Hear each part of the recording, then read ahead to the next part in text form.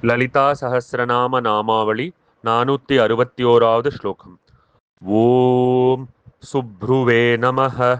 அழகிய புருவங்கள் உடையவளுக்கு வணக்கம். ஓம் சோபனாயை நமஹ. பேரழகிக்கு வணக்கம். ஓம் சுரநாயிக்யை நமஹ. அமரர்களின் தலைவிக்கு வணக்கம்.